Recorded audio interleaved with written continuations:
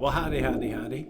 Nearly senior citizen here. Greetings, boys and girls, and welcome to this brand new day, filled with hopes and dreams and promises and good things. All the things that days are filled with. I mean, there's also the possibility that you may find yourself chained up inside of a small shack with a maniac heating up a machete over a cold brazier, and he's about to peel the skin off of your body with that blade. Or she. I mean, it's possible. So, hope and promise, not always good things. But for the Shelton, Washington weather, and, well, just the weather report anymore, it's nice outside. I can't hear rain, and we're in the rainy season. It was raining sort of raining last night when I went walkies. It sort of rained for the well, it was kind of raining, and I took my big umbrella, and then it stopped raining, so I carried my umbrella for like 99.9% of the trip. Yay, didn't use it as an umbrella, just had to carry it awkwardly because it's long, it's like over a meter, and it's not balanced as anything but an umbrella, so yay. But it's a day, and it's dark outside. Pretty soon it's going to reach the point where it's light outside at this time. So, thumbs up for that, as our world spins on its axis, and that axis in its orbit spins around the sun. That's not said very properly, but hopefully you understood some of that anyway. Thumbs up for that. Yay! I have some things written down on my list because, of course, if I don't, I'm going to forget. I had therapy yesterday, talked about some stuff. Oh boy, I just keep discovering so much of what happens in my life and what I thought was personality, what I thought was personality traits, what I thought was just personal habits. Has just been, my life has been a long list of just ADHD symptoms. So, joy. But talked with my therapist. He's going to try and light a fire under some other people. I'm going to try and do some stuff. I've talked about how all up till this time I've been watching people slowly fall and crumble under the pressure of isolation and more, especially if you're in a country where there's any sort of political unrest. You've got that issue on top of whatever your government may be doing about this pandemic. And that's heavy. I mean, people's mental walls are crumbling. I'm an introvert. I have social anxiety, so I don't go around people a whole lot anyway. But talking with my therapist, it was like, finally, it took all this time, a year after it started, when we first heard about it, and my walls are finally starting to crumble. So, yeah, yay. Thumbs up for that. Still, surviving. My walls haven't fallen. They're just, there's a crack and a crunch as structural supports are slowly snapping, but things are holding. The walls are kind of starting to go like this a bit, but they're still holding. It took 3 years for the 1918 Spanish flu epidemic to be over. Now that there's a effective vaccine, and hopefully it's going to be distributed better than it has been in the United States, we've been discovering that the plan for distributing the vaccine was to just either let it sit around, set it back, or go bad with no plan past that. So it's been great.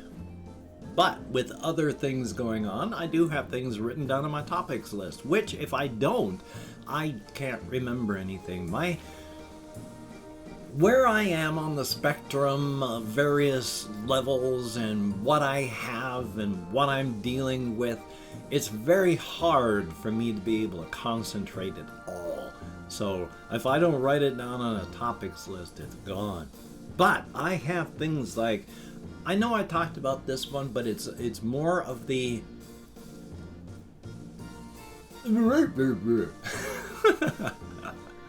because of my tinnitus. tinnitus slash tinnitus. I've always pronounced it tinnitus, but apparently the appropriate pronunciation is tinnitus. But I've always been able to hear that electronic whine on electronics, and I still can now, and it drives me nuts because I can hear that. And it's to remember, when you're hearing if you have non-injury related tinnitus, you're hearing your nervous system. So in this particular case, my tinnitus has been getting bad. It has been getting loud. And it's not an injury or anything like that. I'm just hearing my own nervous system firing. So in that case, I'm still hearing electronic whine. Only I'm hearing the electronic whine of my nervous system firing. Yay. And then yesterday, I had wanted to talk about this, but I got sort of distracted talking about it on the whole instead of this particular thing. Yes, I'm still talking about the game Postal 2, because I really like that game.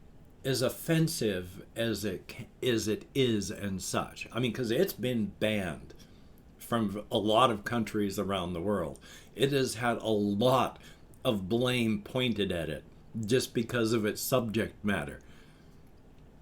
All of the games, especially Postal 2, the one that I'm in love with so much. But one of the things was both good and bad. I mean, they really sort of go for gut punches on some of these. I got a couple achievements, and I still get achievements, and I've gotten, as long as it's been and as long as it's taken me to get this far, I've still gotten further than a lot of people that have played the game, because most people when they play don't finish games. But one of the achievements that I got, and I can't remember if I talked about it yesterday now, so hopefully I'm not just repeating myself, because I know I started to, but there was the Sheriff Arpaio achievement. And that's not I don't like the sound of that, because if you don't know who that man was, a couple years back in the United States, years back from 2020, he was, well, probably maybe even this year, it was within the Trump administration years, so he was, of course, in the GOP, because that's what Republicans are, but he had money and sucked up to Trump, and so he was really pushed hard and embraced by the GOP, even though he was literally one of those people that pursues children in a prurient manner.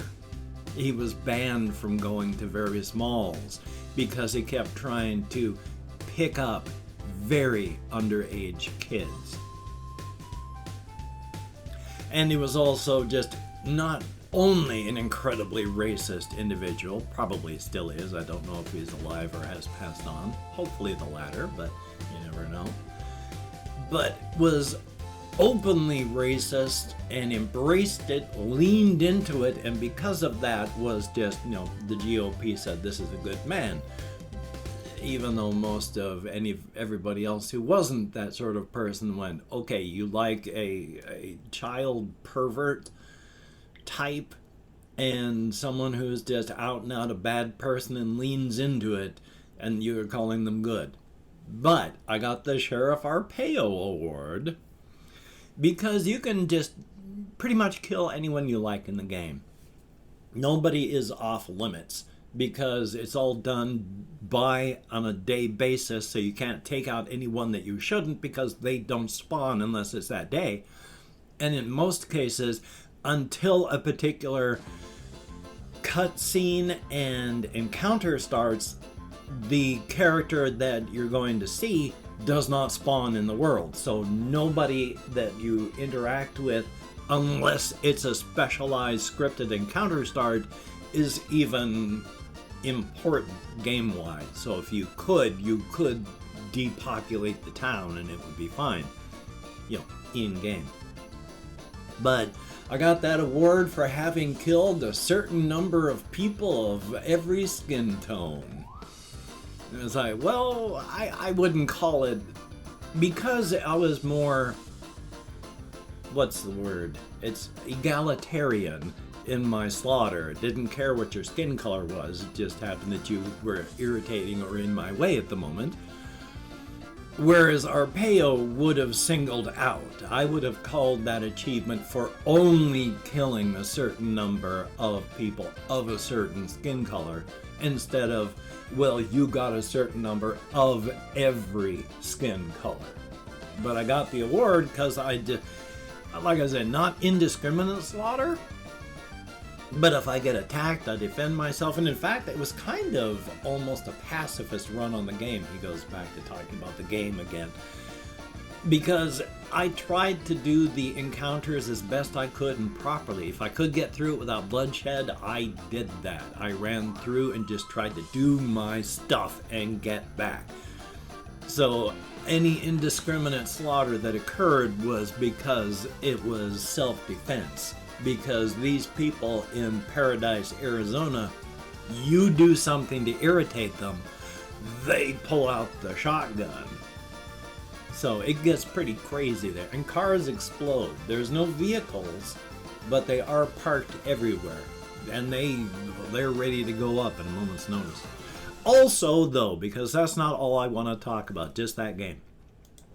I watched another video, because I watch a lot of these, on science, and discovered on this one show, anyway, they were talking about how there was a pandemic some like 30 million years ago, and it lasted about 15 million years. And it affected just about every creature on the planet. We can find fossils of viruses in our DNA and in the DNA of other creatures. If a virus, and it's very rare, that's why it's just like regular fossils, if a virus gets inserted into your DNA in just the right way, it can be passed on. So if your cells divide in such a way that it divides the virus, then the virus gets passed on to those children, and it becomes just a regular part of every cell from that part forward. And they have found these fossilized virus remnants in just about every creature on the planet. But just like things get lost through time, these remnants get lost through time as well. They have to find specific markers, and with mutations and break-aparts, it gets harder to find in some creatures, but we found evidence in just about everything. Yeah, and us too. And of course, the funny thing is, most of our DNA is just, the scientists call it junk DNA. It's garbage. The amount of stuff that's actually us is a very small portion of what's all in our DNA. And apparently we have more DNA of fossilized viruses from our past than we have genes. 8% of our genome is from fossilized viruses in the past. That's more genes than we have. There is a greater amount of fossilized viruses in our DNA than there is us in our DNA. How about that? Thumbs up. And it's like that on very many things. Most animals have this particular fossilized virus in them. It's just bizarre. Do I have anything else on here? Oh, only one thing before I go into thanking people, but I don't know why I find this particular thing funny. I talked about it yesterday with bone-eating animals, but for some particular reason, I mean, it's horrific. I mean, this is horrific, but I find it funny, and I'm not quite sure why.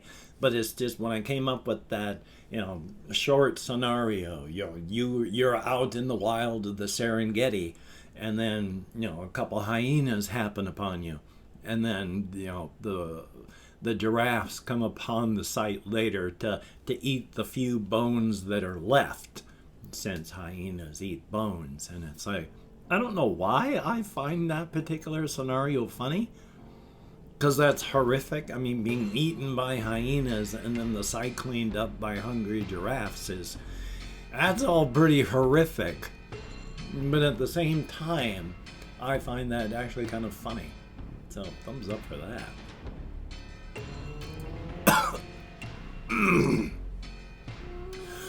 And I've opened up 24 hours worth of comments in my community tab. I'm going to go through and thank 20 to 25 people for having left a comment. I'm not reading the comments right now. I'm just thanking you for having left a comment. Don't try and inhale your own saliva. Thank goodness that one didn't go down far.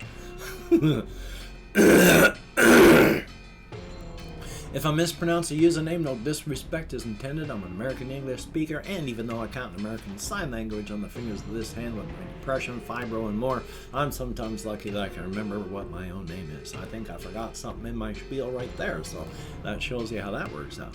Let me call up my Chrome here, because we have Andreas Oikonomou.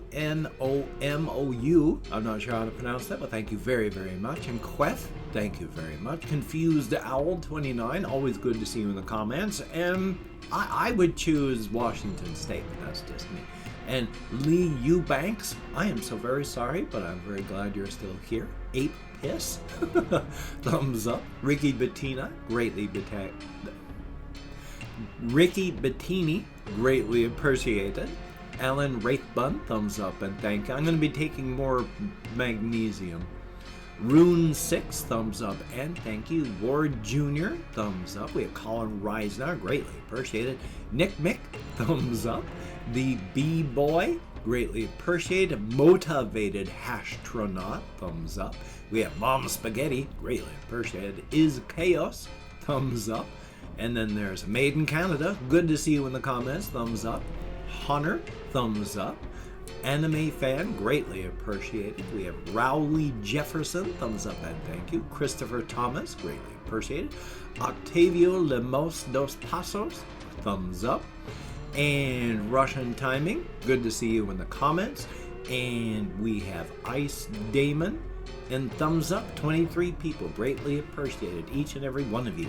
You get me out of my head, into the world, dealing with real people, definitely a good thing. If you could check out my various links down below, I have Twitter, Facebook, Patreon.com. If you could become a Patreon.com patron, like one of these beautiful and awesome people, that would be beautiful and awesome. And if you'd like to help me out without sending money through the patronage, I have the PayPal link down below. If you'd like to help me out without sending money at all, I have an Amazon wishlist link too, with things like cat food, hamster bedding, silly things, not silly things. If you could check it out, that would be very, very awesome. Do not feel obligated. I do not feel entitled. And if you cannot donate, or you simply do not donate, I take all good wishes and I deposit them in the bank of my heart where I draw interest. So thank you very much. If you could toss me a like, I appreciate all the positive validation I get from my existence. And of course, I've forgotten entirely. If you could hit the notification bell on the subscription button. That was like I ran into a brick wall there. Oh, mentally, of course. That was fun. But thumbs up and thank you all. And of course, the lobster hat wearing Duckhead of Judgment suffers from a surplus of scorn. It is ready, not eager, but ready to cast that scorn upon any and all whom it finds disappointing. Its mockery is severe. Do not disappoint the lobster hat wearing Duckhead of Judgment. It suffers from a surplus of scorn. And Black Lives Matter. I mean, they do. Really. And justice for everybody.